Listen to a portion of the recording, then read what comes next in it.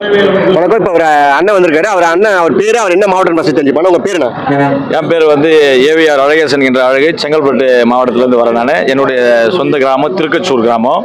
திருக்கச்சூர் கிராமத்தில் அண்ணனோடு பயணித்த பட்டாளி மக்கள் கட்சியை சார்ந்த அண்ணன் திருக்கச்சூர் ஆறுமுக ஊர் தான் நானும் பட்டாளி மக்கள் கட்சியில் பயணித்து வந்தேன். அதுலேருந்து விலகி 8 ஆண்டுகளாக அண்ணனோட பயணிச்சுட்டு இருக்கேன். என்னுடைய பொருளாதார செலவெல்லாம் இல்லாத ஒரு கட்சி இன்னைக்கு தமிழ்நாட்டில் ஒரு கட்சி இருக்குன்னா தமிழக வாழ்வுரிமை கட்சி மட்டும்தான். இதை வந்து நீங்கள் இதை பண்ணுங்க, இந்த பொருளாதாரத்தை செலவு பண்ணுங்கன்னு சொல்லாத ஒரே ஒரு கட்சி.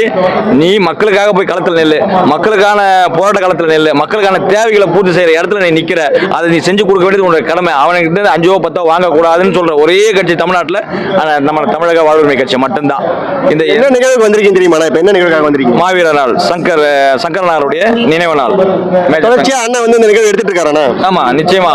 அண்ணன் வந்து தமிழக வாழ்வுரிமை கட்சி ஆரம்பித்த காலகட்டத்திலிருந்து இந்த நிகழ்வுகளை ஒவ்வொரு ஆண்டு காலமும் ஒவ்வொரு பகுதியில் ஒவ்வொரு மாவட்டத்தில் அந்தந்த மாவட்ட செயலருடைய அடிப்படை அவங்க கேட்குறாங்க. இப்போ நாங்களும் ஒரு 3 ஆண்டு காலமாக கேட்டுட்டு தான் இருக்கோம் அண்ணங்கிட்ட. நான் செங்கல்பட்டில் போடுங்க, இந்த பகுதியில் வந்து இந்த மாவட்டத்தில் இந்த சமுதாய மக்கள் வந்து எல்லாருக்கும் தெரியணும் தமிழக வாழ்வுரிமை கட்சினா என்ன, இது இந்த மக்கள் தமிழருடைய வாழ்வுரிமைக்காக எவ்வளோ போராட்ட காலத்தில் நிற்கிறோம் நம்ம. அது மட்டும் இல்லாமல் தமிழுடைய வேலை வாய்ப்புக்காக நம்ம போராடி இன்னைக்கு 75 விழுக்காடு சட்டமன்றத்தில் வாங்கி கொடுத்தது அண்ணன் வேல்முருகன் தான் அப்படின்றத நம்ம தெரிவிக்கணும். எங்களுக்கு இந்த வாய்ப்பை கொடுங்க, மாவீரர் நாள் நீங்கள் செங்கல்பட்டில் நடத்துங்க அப்படின்னு நாங்களும் 3 ஆண்டு காலமாக கேட்டு தான் இருக்கோம். இந்த ஆண்டும் கேட்டோம். அவர் நம்ம நெப்போலியன் வாங்கிட்டாரு. அடுத்த ஆண்டு கொடுப்பாரு நாங்கள் எதிர்பார்க்குறோம். இப்போ அண்ணன் வந்து ஒரு குறிப்பிட்ட மாவட்டத்தை தாண்டி கட்சி இல்லைன்னு சொல்றாங்க. அது எப்படி நீங்க இப்போ வந்து செங்கல்பட்டுலேருந்து வந்திருக்கீங்க? அவர் அண்ணன் வந்து ஒரு கடலூர் மாவட்டம் அப்படின்றத தான் ஃபோக்கஸ் பண்ணியிருக்காங்க. அதை நீங்க எப்படி நினைக்கிறீங்க? கட்சி எந்த அளவுக்கு வளர்ச்சியில் இருக்கு நீங்க நினைக்கிறீங்க? அதாவது குறுகிய மனப்பான்மை உள்ளவங்க அப்படிதான் சொல்லுவாங்க. ஒருத்தர் வந்து விமர்சனமே இல்லாத ஒரு மனிதன் வளரவே முடியாது.